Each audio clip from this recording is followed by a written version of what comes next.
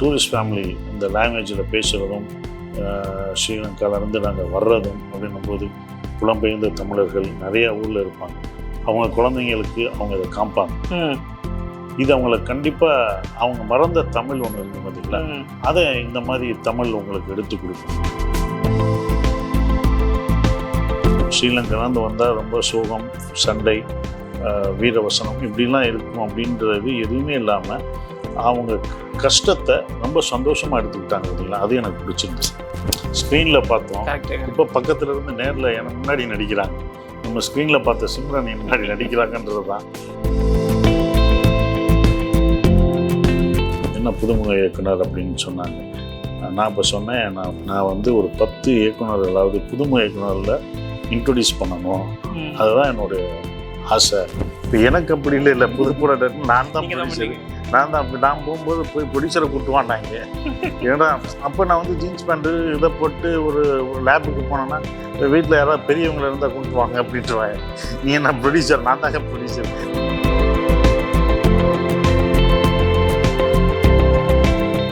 வணக்கம் சசிகுமார் அவர்களே. வணக்கம்.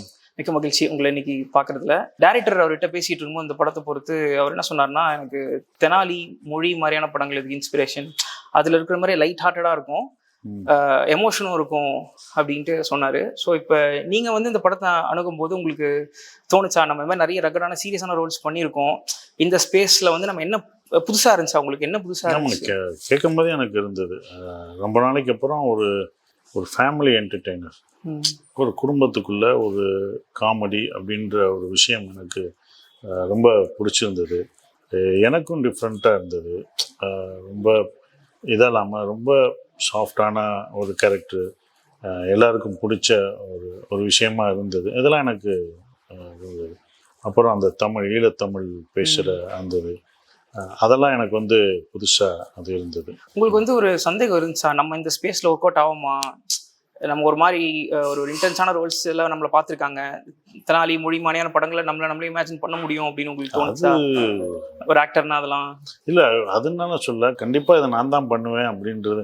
நீங்கள் வேற யார்ட்டும் போக முடியாது, நம்ம தான். வேற கதை கேட்டது நல்லா இருக்கு, ஆனால் நீங்கள் யார்ட்டையும் போக முடியாது, நம்ம தான் அப்படின்ற. ஏன்னா அதில் வந்து 16 வயசு பையனுக்கு அப்போ ஹீரோ, இன்னொரு பையன் 2 பையனுக்கு அப்போ.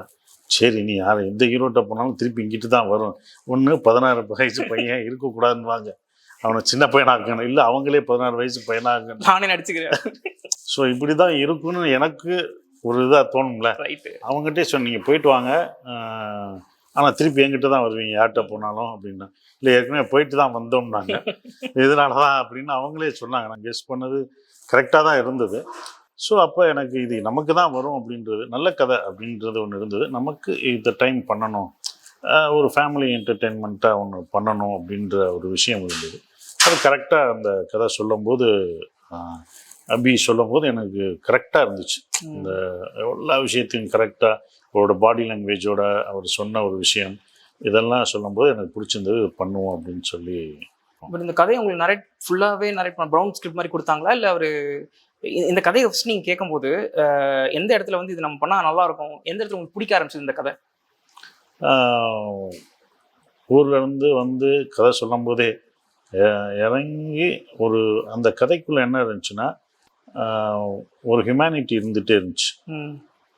ஒரு ஒரு ஹியூமனிட்டி அந்த கதைக்குள்ளே இருந்தது. இந்த கதை என்ன சொல்லுதுன்னா, பொதுவாக என்னன்னா ரொம்ப சீரியஸாக அணுகல். அது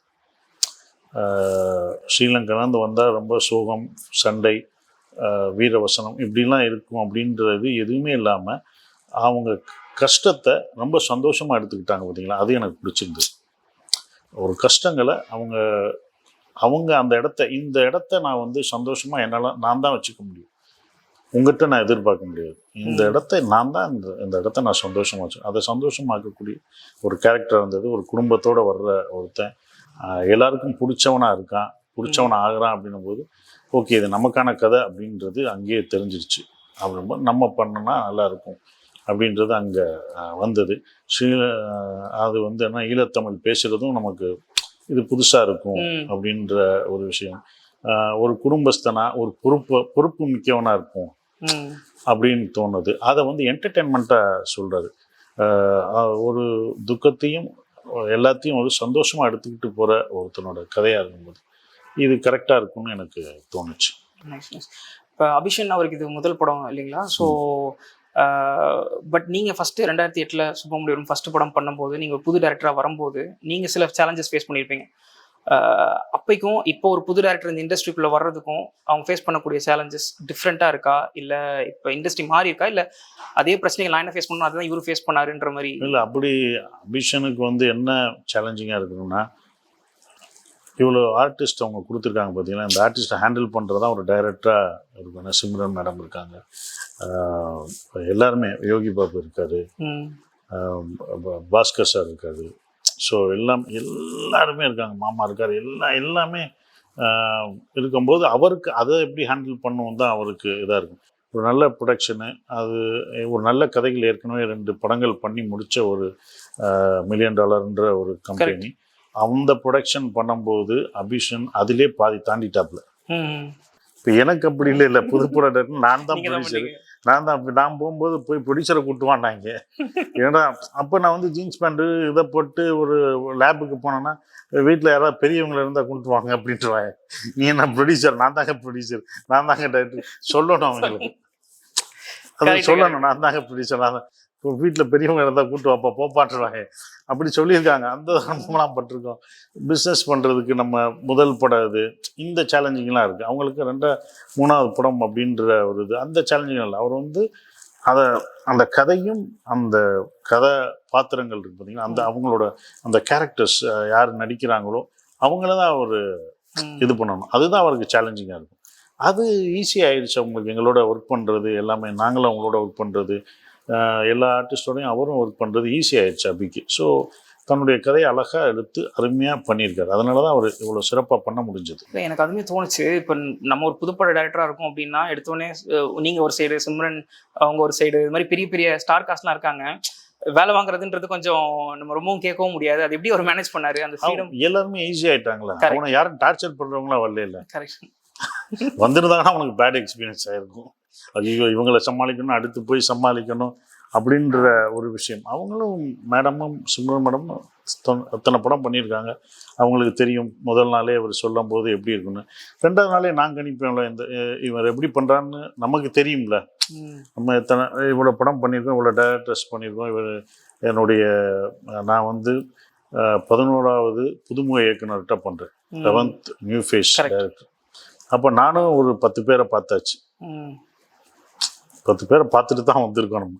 அப்போ 11 ஆள் இவர் வந்து 2வது நாள் எடுக்கும்போதே இவங்க எதுவும் மறைக்க முடியாது, நம்மகிட்ட நடிக்கவும் முடியாது, தெரிஞ்ச மாதிரி நடிக்கவும் முடியாது, எங்கோ ஒரு இடத்துல தெரிஞ்சிடும் நமக்கு. அப்போ நம்ம போய் நிற்கணும் அப்படின்னு இவங்க அப்படி இருக்கும்போது நம்ம போய் அதுக்குள்ளே போய் சப்போர்ட் பண்ணணும் அப்படின்ற ஒரு விஷயம். எனக்கு இந்த 10 புதுமுக டேரக்டர்ஸை பார்த்துட்டோம் அப்படின்னு சொன்னீங்கல்ல, அது உங்களுக்கு ரிஸ்காக படலையா? அது எதனால் அது புதுமுக டேரக்டர்ஸ்க்கு வந்து ஒரு வாய்ப்பு கொடுக்கணுன்ற மாதிரி உங்களுக்கு தோணுச்சு? நான் ஒரு இன்டர்வியூவில் நான் வந்து என்னுடைய பசங்க படம் பாண்டியராஜை இன்ட்ரொடியூஸ் பண்ணும்போது, முதல் இயக்குனர் இன்ட்ரொடியூஸ் பண்ணும்போது என்ன புதுமுக இயக்குனர் அப்படின்னு சொன்னாங்க. நான் இப்போ சொன்னேன், நான் வந்து நான் டைரக்ஷனுக்குள்ளேயோ எனக்கு ரொம்ப ஆசை, ஒரு என்னுடைய கம்பெனியோ இல்லை நான் நடித்த படங்களோ நான் வந்து ஒரு 10 இயக்குனர்களாவது புதுமுக இயக்குனரில் இன்ட்ரொடியூஸ் பண்ணணும், அதுதான் என்னுடைய ஆசை அப்படின்னு நான் சொன்னேன். ஒரு 10 புதுமுக இயக்குனரில் இன்ட்ரொடியூஸ் பண்ணணும்னு நான் சொன்னேன். அது வந்து 11 வரைக்கும் வந்து அடுத்து இன்னொன்று ரெடியாக இருக்கும், அவர் 12வது.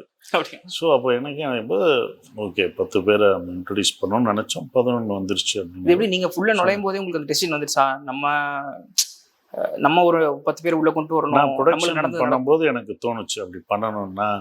நான் கம்பெனி ப்ரொடக்ஷன் ஆரம்பிக்கும் போது தோணுச்சு.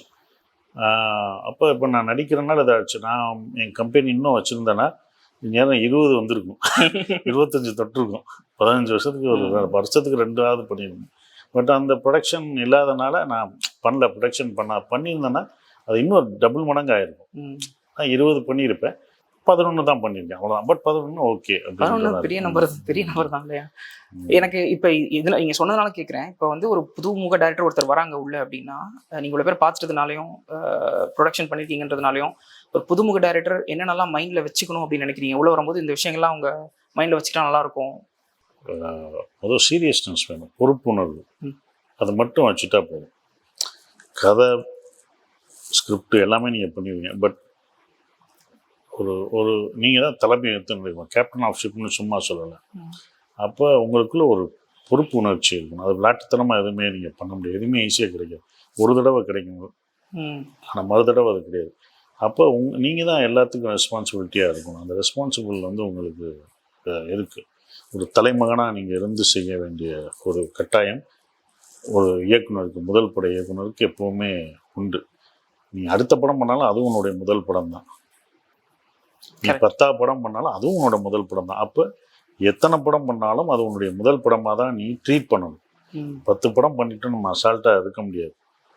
நான் வந்து சுப்பிரமணியபுரம் ஒரு படம் பண்ணிட்டேன், அவங்க எல்லாருக்கும் பிடிச்சது, இவ்வளோ வருஷம் வச்சுருக்காங்கன்னா நான் வந்து அது கிடையாது. என்னோட இது கிடையாது. நான் அடுத்த படம் பண்ணும்போதும் எனக்கு அந்த பொறுப்புணர்வு இருக்குது. அதை விட நான் வந்து பெட்டராக பண்ணணும்னு தான் நினைப்பேன். அது என்னுடைய முதல் படம். சுப்பிரமணியபுரம் என்னுடைய முதல் படம் கிடையாது. ஈசன் என்னுடைய முதல் படம் கிடையாது. அடுத்து நான் எடுக்க போகிறது தான் முதல் படம்.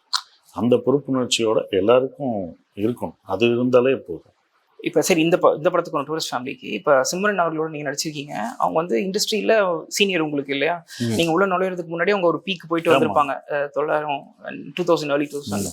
ஸோ அவங்கக்கிட்ட இந்த அவங்க நடித்த போது இருந்த எக்ஸ்பீரியன்ஸ், அந்த இண்டஸ்ட்ரியை பற்றி ஏதாச்சும் பேசிக்கிட்டீங்களா? இல்லை அதெல்லாம் கேட்பாங்க. நடித்த படங்கள் பற்றியெல்லாம் 100 படம் மேலாம் நடிச்சிருப்பாங்கன்னு நினைக்கிறேன் சிம்ரன் மேடம். சொல்லவே தேவையில்ல, பர்ஃபெக்ஷன் கரெக்டாக அவங்க புரிஞ்சுக்கிட்டு தமிழில் பேசி நடிக்கிறாங்க. அந்த லாங்குவேஜ், அவங்க நிறைய லாங்குவேஜ் தெரியும். அப்புறம் அவங்களுடைய அந்த சின்சியாரிட்டி எல்லாமே பக்காவாக இருக்கும். என்ன வேணுன்றதை உடனே கேட்டு அந்த நிமிஷத்துக்கு ஒரு தடவை முகபாவனை, முகத்தை மாற்றிக்கிற ஒரு விஷயம், இதெல்லாம் வந்து அவங்ககிட்ட வந்து பெருசாக நம்ம பார்த்துருக்கோம். அவங்க நடிக்கிறதையும் நம்ம பார்ப்போம். அதெல்லாம் நம்ம பார்க்குறோம். இத்தனை வருஷம் நடிக்கிறாங்க, சும்மா சாதாரண விஷயம் இல்லை. இவ்வளோ வருஷம் சினிமாவில் அவங்க இருந்து நல்ல பர்ஃபார்மராக இருக்காங்க. அதெல்லாம் நம்ம பக்கத்துல இருந்து பார்த்தோம், ஸ்க்ரீனில் பார்த்தோம். இப்போ பக்கத்துல இருந்து நேரில் எனக்கு முன்னாடி நடிக்கிறாங்க. நம்ம ஸ்க்ரீனில் பார்த்த சிம்ரன் முன்னாடி நடிக்கிறாங்கன்றது தான். ஸோ அந்த பெர்ஃபார்மன்ஸ் நம்ம பார்க்குற ஒரு விஷயம். இதெல்லாம் வந்து இது. அப்புறம் அவங்ககிட்ட ஒவ்வொரு படத்தை பற்றி கேட்பேன், இந்த படத்தில் எப்படி இருந்தது. சரி, ஒரு ரைட், இப்போ உங்களுக்கு டைரக்ஷன், ஆக்டிங், ப்ரொடக்ஷன் எல்லாம் பண்ணியிருக்கீங்க. இப்போ இதில் வந்து உங்களுக்கு ரைட்டிங் சேர்த்து இதில் எனக்கு பிடிச்ச ஒரு ஃபீல்டு, இதில் எனக்கு ரொம்ப பிடிக்கும் அப்படின்னா இதில் எதை சொல்லுவீங்க? அது புரியல. ரைட்டிங்கை விட எனக்கு டைரக்ஷன் பிடிக்கும், இல்லை டைரக்ஷனை விட எனக்கு ஆக்டிங் பிடிக்கும் அப்படின்னு ஏதாச்சும் இருக்கா? இல்லை, நீங்கள் ரைட்டர் டைரக்டர் ரெண்டுமே வேறு வேறு ஆள். ஃபர்ஸ்ட் டைரக்டர் வந்து டெக்னீஷியன் தான், ரைட்டர் வந்து எழுத்தாளர். ஒரு எழுத்து சும்மா. ஏன்னா டைரக்ஷன் பிடிக்கும். டைரக்ஷன் தான், டைரக்ஷன் ரொம்ப பிடிக்கும். ஏன்னா நான் வந்து எழுத்தாளர் அப்படின்னா நானே கதை எழுதி நானே டைரக்ட் பண்ணுன்ற ஆயிடுறேன். நான் ஒரு டைரக்டராக இருக்கும்போது தான் பிறரோட மித்தவங்க கதை எடுக்கலாம், நாவல் எடுக்கலாம், இது எல்லா விஷயத்தையும் நான் எடுத்து பண்ணலாம். ஸோ அப்படி தான் நான் டைரக்டராக எனக்கு பிடிக்கும். எனக்கு இது எது கேட்டேன்னா, இளையராஜா சார் வந்து ஒரு இன்டர்வியூவில் சொல்லியிருப்பார். அவர் வந்து கம்போசர் ஆகிறதுக்கு முன்னாடி பல மேடை நிகழ்ச்சியெல்லாம் இந்த கம்யூனிஸ்ட் பார்ட்டிக்காக பண்ணும்போது திடீர்னு சினிமா சாங்லாம் போட்டாங்கன்னா கைத்தட்டுவாங்க. எனக்கு அது நல்லா இருந்துச்சு. பட் அப்புறம் தெரிஞ்சது அது எனக்கு வரல கைத்தட்டல், அது வந்து அந்த கம்போஸ் பண்ணவங்க, ஒரிஜினலாக கம்போஸ் பண்ணவங்க வந்துச்சு அப்படின்னு சொல்லி. ஸோ இப்போ நீங்கள் வந்து ஒரு ஆக்டராக ஒரு சீன் நடித்து அதுக்கு அப்ளாஸ் வரும்போதும், இப்போ நீங்கள் டைரக்ட் பண்ண ஒரு சீனுக்கு நீங்கள் படத்துக்கு ஒரு அப்ளாஸ் வரும்போதும் அது ஒரு வித்தியாசம் இருக்கா?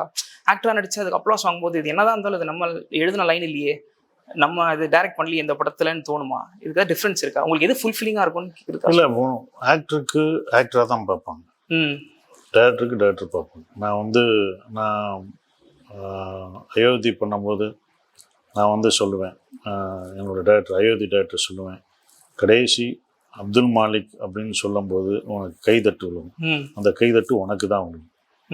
அடிக்கடி சொல்லுவேன், அந்த கைதட்டு டைரக்டருக்கு, அந்த எந்திரிச்சு ஸ்டாண்டிங் கமிஷன் அது டைரக்டர் இயக்குனருக்கு அதை வைக்கணும்னு அதை சொல்கிற உனக்கு தான்.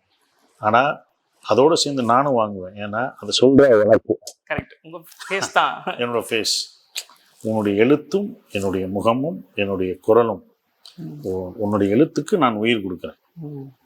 அதான் ஒன்று, அவருடைய எழுத்து அதுக்கு உயிர் நான், முகம் நான். இது அப்போ ரெண்டுமே தான் அது இதாகுது. அந்த எழுத்துக்கு அப்துல் மாலிக் அப்படி எதுக்கு நீங்கள் கை தட்டினீங்க? சசிகுமாருக்கு தான் கை தட்டாங்க, பார்த்து கேட்டுப்பாங்க. சொன்னதுக்கா? எதனால? அந்த சிச்சுவேஷன், அந்த இடத்துல கதாசிரியர் இந்த இடத்துல வரணும், இப்போ சொல்லும் போது இவன் கேட்டான், இவன் சொல்லணும்னு வச்சுட்டான், அதுக்கு உயிர் கொடுக்கணும். அந்த உயிராக நாங்கள் இருக்கோம். அது கொடுத்த மூச்சு அவங்க, அதோட உருவம் நாங்கள். ஸோ அப்போ ரெண்டுக்கும் தான் வருது. ஆனால் முதல் அவருக்கு தான் வருது, ரெண்டாவது எனக்கு வருது, அவ்வளோதான். எதை பார்க்குறோமோ அதுக்கு தானே நம்ம இது பண்ணுவோம். ஸோ அப்போ அந்த இதை தான் நான் பார்க்குறேன். அது அவருக்கு ஜாஸ்தியாக இருந்தாலும் எனக்கும் அதில் பங்கு இருக்குன்ற ஒரு விஷயம் இருக்குது. அதான் இப்போ டூரிஸ்ட் ஃபேமிலி வந்து இப்போ நடக்கிற கதை தானே இப்போ நடக்குது. பட் எனக்கு என்ன டவுட்னா, அவர் வந்து இன்டர்வியூவில் சொல்லியிருந்தார் டேரக்டர், எக்கனாமிக்கல் கிரைசிஸ் ஸ்ரீலங்காவில் நடந்ததுக்கப்புறம் இப்போ தான் நான் 2021 தான் அது நடந்துச்சு. எக்கனாமிக் கிரைசிஸ் வந்து இப்போ தான் நடந்துச்சு. 22, 28 தான், 22 தான், 21 நடந்துச்சு. எக்கனாமிக் கிரைசிஸ்ல வந்து பொருளாதார இது ஆயிடுச்சு. அதில் பாதி பேர் ஊரை விட்டு வந்தாங்க. அங்கே விலைகள் எல்லாமே சாப்பாடு வர எல்லாமே ஜாஸ்தியாக இருந்தது. எல்லாமே அந்த டைம் ஒரு குடும்பம் கிளம்பி இங்கே வர்ற மாதிரி தான் கதை ஆரம்பிக்கும். பட் அதை பற்றி பேச போகல, அரசியல் பற்றி பேசலை. நான் இதுக்கு முன்னாடி ஒரு படம் ஃப்ரீடம்னு, அதுவும் ஃப்ரீடம் நான் பண்ணிட்டேன். அதுவும் ஒரு ட்ரூ ஈவெண்ட்ஸ் வச்ச ஒரு படம் தான். அதுவும் ஈழத்தமிழ் பேசி நடிக்கிறது தான். அதை நான் ஸ்ரீலங்காலேருந்து வர்ற ஒரு கேரக்டர். அங்கே அது வந்து பீரியட் சப்ஜெக்ட். அது வந்து இந்த காலத்தில் 90s நடந்த ஒரு ட்ரூ ஈவெண்ட்ஸை வச்சு அதை வச்சு ஒரு பண்ண ஒரு கதை ஃப்ரீடம்னு ஒரு படம். ஸோ அந்த கதை அப்போ நடக்கிறனால, ஸோ அப்போ எனக்கு அதை பற்றி எனக்கு தெரிஞ்ச ஒரு விஷயம் தானே. அதனால் புலம்பெயர்ந்த தமிழர்கள் வெளிநாட்டில் இருக்காங்க. அவங்கெல்லாம் வந்து என்ன தான் அவங்களுடைய கஷ்டங்களை எல்லாத்தையும், துக்கங்கள் கஷ்டங்கள் எல்லாத்தையும் மறைச்சிட்டு சந்தோஷமாக வாழ்ந்துட்டுருக்காங்க. அவங்கள சுற்றி உள்ள எல்லாத்தையும் சந்தோஷமாக வச்சுட்ருக்காங்க. அடுத்த ஜென்ரேஷனுக்கு அந்த சோகத்தையும் அந்த அவங்களுடைய கஷ்டங்களையும் அவங்க அடுத்த ஜென்ரேஷன், அவங்க குழந்தைங்களுக்கோ யாருக்குமோ அதெல்லாம் இல்லாமல் வளரணும்னு அவங்களுக்கு சந்தோஷத்தை சொல்கிறாங்க. அந்த சந்தோஷத்தில் அவங்கள வாழ விடுறாங்க, அவங்கள இன்னும் வளர்க்குறாங்க. அப்படின்னும்போது இன்னும் எல்லா ஊருக்கும் போனால், லண்டன் போனால், என் நண்பர்கள்லாம் இருக்காங்க தமிழ், அவங்கெல்லாம் எங்கள் நண்பர்கள் இருக்காங்க. நீங்கள் எங்கேருந்து கற்றுக்கிட்டீங்கன்னா சொல்கிறீங்கன்னா, ஸ்கூலில் படிக்கும் போதே இருந்தாங்க. என்னோடய ஸ்கூல்லேயே கொடைக்கானலே அவங்களாம் இருக்காங்க. இங்கெல்லாம் நான் அவங்கள கற்றுக்கிட்டேன். அவங்க பேசுகிறது இப்போ வரைக்கும் நண்பர்கள் இருக்காங்க. ஸோ லண்டனில் இருக்காங்க. ஸோ எல்லாமே யூரோப்பில் இருக்காங்க, யூஎஸில் இருக்காங்க, ஒவ்வொரு கண்ட்ரிலையும் இருக்காங்க. ஸோ மலேசியாவில் ஒரு நண்பர் இருக்கான். ஸோ அவங்களாம் பேசும்போது அப்படி தான் பேசுவாங்க. அப்போ பேசும்போது வித்தியாசமாக இருக்கும். நான் ஸ்கூலில் இருக்கோம், வடிவா ஏன் கதைக்கிறீர்கள் அப்படின்னா, வடிவம்னா சொல்லி என்னடா வடிவன்றாங்க அப்படின்றது நமக்கு தெரியும். அழகுன்றது அப்பயே எங்களுக்கு தெரிஞ்ச அந்த வார்த்தைகள்லாம் நம்ம கேட்ட ஒரு வார்த்தைகள். அதை திருப்பி நம்ம வந்து ரொம்ப வருஷத்துக்கு அப்புறம் அதை நம்ம டூரிஸ்ட் ஃபேமிலியில் அதை அழகாக கொடுக்குறோம் ஒரு விஷயம். ஸோ இதெல்லாம் நம்ம பார்த்து வந்த ஒரு விஷயம்தான். ஸோ அப்படிதான் இந்த படத்தில் எனக்கும் ஒரு சில ஃப்ரெண்ட்ஸ் இருக்காங்க அந்த மாதிரி டயஸ்போரா மலேசியாவில், அப்புறம் ஸ்ரீலங்கா தமிழ் வெளியில் போனவங்க. அவங்க வந்து முக்கியமான விஷயம் என்ன சொல்கிறாங்க அப்படின்னா, மெயின்லேண்ட் தமிழ்நாட்டுக்கும் இருக்கும் அவங்களுக்கும் இருக்கிற ஒரே கனெக்ஷன் வந்து சினிமாவாக தான் இருக்குது. இந்த கல்ச்சரை வந்து அவங்க சினிமா தான் கனெக்ட் பண்ணுது. இது ஒரு விஷயம் தான் அவங்களுக்கு வந்து சொல்லுது, ஓகே இங்கே இதுதான் நடக்குது போல, இப்போ இதுதான் வந்து ஃபேமஸ் போல, பாப்புலர் போல அப்படின்னு சொல்லிட்டு. ஸோ அந்த வகையில் இது ரெப்ரசென்ட் பண்ணி இந்த மாதிரி ஒரு படம் வருது அப்படின்றது அவங்களுக்கு கண்டிப்பாக என்னென்னா, இந்த டூரிஸ்ட் ஃபேமிலி இந்த லாங்குவேஜில் பேசுகிறதும், ஸ்ரீலங்காவிலேருந்து நாங்கள் வர்றதும் அப்படின்னும்போது புலம்பெயர்ந்த தமிழர்கள் நிறையா ஊரில் இருப்பாங்க. அவங்க குழந்தைங்களுக்கு அவங்க இதை காமிப்பாங்க, நாங்கள் எப்படி வந்திருக்கோம் அப்படின்றது. கஷ்டத்தை இல்லை, இது கஷ்டமாகவும் நம்ம காமிக்கல. இது அவங்கள கண்டிப்பாக அவங்க மறந்த தமிழ் ஒன்று இருக்கும் பார்த்தீங்களா, அதை இந்த மாதிரி தமிழ் உங்களுக்கு எடுத்து கொடுக்கும். நாங்கள் ஃபுல்லாக அப்படியே பேசுகிறாட்டியும் அவங்க பகிர்கிற விஷயம், அவங்க பயன்படுத்துகிற விஷயத்த நாங்கள் இந்த படத்தில் சொல்லியிருக்கோம். கதைக்கிறீங்களோ கதைக்கலையோ இதெல்லாம் இந்த மாதிரி ஒவ்வொரு வேர்டையும் நம்ம சொல்லும்போது இது அவங்களுடைய தமிழ். அவங்கள சொல்லுவாங்க இதுதான் நம்மளுடைய தமிழ்ன்றது. ஸோ அவங்களையும் படிக்க வைக்கலாம். அடுத்த ஜென்ரேஷன் அவங்களுக்கும் வரும். இந்த மீடியாவில் சினிமாவில் சொல்லும்போது அவங்க குழந்தைய கூப்பிட்டு இந்த படத்தை காமிக்கலாம். எவ்வளோ வேதனையை மறந்துட்டு எப்படி உங்களை சந்தோஷமாக வச்சுருக்கோம், இந்த குடும்பத்தை வழிநடத்தி செய்கிறோம் அப்படின்றது அந்த குடும்ப தலைவனை இந்த படத்தில் டூரிஸ்ட் ஃபேமிலியில் குடும்ப தலைவனையும் தலைவியும் காமிக்கலாம். அவங்க அடுத்த ஜென்ரேஷனுக்கு இங்கே வந்து அவங்களுக்காக வரல, அவங்க குழந்தைங்களுக்காக வந்திருக்காங்க. அதான் டூரிஸ்ட் ஃபேமிலியோட இது. அவங்களுக்காக வரல, அவங்க அடுத்து வளர்கிற பையனுக்கும் அடுத்து வர்ற ஜென்ரேஷன், அதுக்கு அடுத்து ஒரு சின்ன பையன், இவங்களுக்காக இவங்க வந்திருக்காங்க. இவ்வளோ தூரம் வந்து உங்களுக்காக தான் நாங்கள் வந்திருக்கோம்.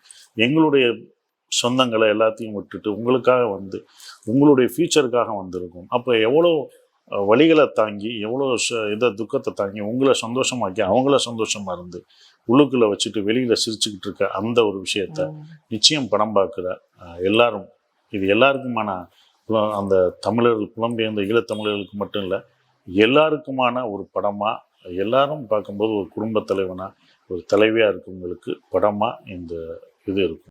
டைரக்ஷனை பத்தி நீங்க மிஸ் பண்ற விஷயம்னு ஏதாச்சும் இருக்கா? இந்த ஒரு விஷயம் டைரக்ஷன் பத்தி நான் மிஸ் பண்றேன். டைரக்ஷனே நான் மிஸ் பண்றீங்களா? அதெல்லாம் உண்மை. அதே மிஸ் பண்ண கண்டிப்பா பண்ணுவேன். இல்ல இப்ப நீங்க சொன்னீங்கல்ல, அந்த எனக்கு தெரியாத ஒரு விஷயத்த எனக்கு இன்ட்ரெஸ்டா இருந்துச்சு, அதனால அதை எடுத்து நான் பண்ணேன். சுப்பிரமணியபுரம் பொறுப்புணர்ச்சி அதிகமா இருந்துச்சு எனக்கு அப்படின்னு சொல்லிட்டு. இப்போ உங்களுக்கு இன்ட்ரெஸ்டா உங்களுக்கு இருக்கிற ஒரு விஷயம் இதை பத்தி பண்ணேன் என்ன? இல்லை இப்போ நான் பண்ண போற கதையும் அதுதான். எனக்கு தெரியாத ஒரு விஷயம் தான், அதை தெரிஞ்சுக்கிட்டேன். அது தெரியும் போது தான் மித்த படங்களை பற்றி தெரிஞ்சுக்கிட்டேன்னு நான் சொன்னது. அப்புறம் ஈசனும் நான் தெரியாத ஒரு விஷயத்தை, அது ஒரு நைட் லைஃப் வேர்ல்டு, ஒரு அப்போலாம் வரல, இப்போ வந்துருச்சு. அப்போ அது புதுசு தான். அப்போ புதுசு. இப்போ வந்து டிஸ்கோ இதெல்லாம் வந்துருச்சு, பப்பு, அந்த கலாச்சாரம், ரேவ் மாத்திரை, இதெல்லாம் அப்பயே நான் சொல்லிட்டேன். அது ரொம்ப ஓவர்னு நினச்சிட்டேன். நான் அப்போ பண்ணியிருக்கக்கூடாது, இப்போ பண்ணியிருக்கணும் தோணும். ஈசன் இப்போ பண்ணணும் அப்படின்ற ஒரு விஷயம் இப்போ எனக்கு தோணும். அதை திருப்பி மாடலேட் இப்போலாம் பார்ப்பேன், இதை மாற்றி பண்ணலாம், ஸ்க்ரீன் பிளே மாற்றி திருப்பி ரீரிலீஸ் பண்ணலாம் அப்படின்லாம் எனக்கு உண்டு. அதை பண்ணுவேன் கண்டிப்பாக. அது இருக்குது. அதை மாற்றி ரீரிலீஸ் பண்ணணும். ஸ்கிரிப்டே மாற்றுறேன், ஒரு சின்ன சேஞ்சு, ஆர்டரை மாற்றப்பேன், எடிட்டிங்கில் ஆர்டரை மாற்றி பண்ணலாம் அப்படின்றலாம் தோணுச்சு. எது வேணும் எது வேணான்றதை இது பண்ணிட்டு பண்ணலாம். இப்போ அதை பண்ணியிருக்கணும், அப்போ இப்போ அதை ரிலீஸ் பண்ணால் கரெக்டாக இருக்கும்னு தோணுச்சு. ஏன் அதவே நம்ம ரீஆர்டர் பண்ணி பண்ணலாமே அப்படின்னு தோணுச்சு. அது பண்ணுவேன், அப்படி தான் பண்ணுவேன். ஸோ அந்த மாதிரி அடுத்த டைரெக்ஷனும் எனக்கு தெரியாத ஒரு களம், அதை படிச்சுக்கிட்டு இருக்கேன். அதை படிச்சுட்டு தான் நான் பண்ணுறேன். அதுக்காக நிறைய புத்தகங்களும் படிக்க வேண்டிய இது இருக்குது. அதெல்லாம் படிக்கும் போது தான் ஒன்று ஒன்றா தெரிஞ்சுக்கிறது. ஸோ அதை படிச்சுட்டு தான் அதுக்குள்ளே போகிறேன். அப்போ நான் கற்றுக்கிறேன். ஸோ அடுத்த களமும் நான் கற்றுக்கிற ஒரு விஷயம். நான் படிக்கிறேன், அதை படிக்கிறேன், அந்த புத்தகம் படிக்கிறேன், அதை பற்றி தெரிஞ்சுக்கிறேன். இதெல்லாம் விஷயம் நான் எப்படி தெரிஞ்ச விஷயம்லாம் உங்களுக்கு சொல்ல போகிறேனோ அதே மாதிரி தான் எனக்கு புதுசாக இருக்குது. அந்த புதுசாக நான் உங்களுக்கு தெரிஞ்சுக்கிட்டு உங்களுக்கு சொல்ல போகிறேன். அப்படி தான் இருக்குது. ஒரு பீரியட் சப்ஜெக்ட் தான். ஓகே ஓகே, வாழ்த்துக்கள். அதுக்கு எங்கள் டைரக்ஷனுக்கும் சரி, டூரிஸ்ட் ஃபேமிலிக்கும் சரி. அண்ட் மிக்க நன்றி. உங்க கூட பேசுனது எனக்கு ரொம்ப சந்தோஷம். Thank you so much. தேங்க்யூ.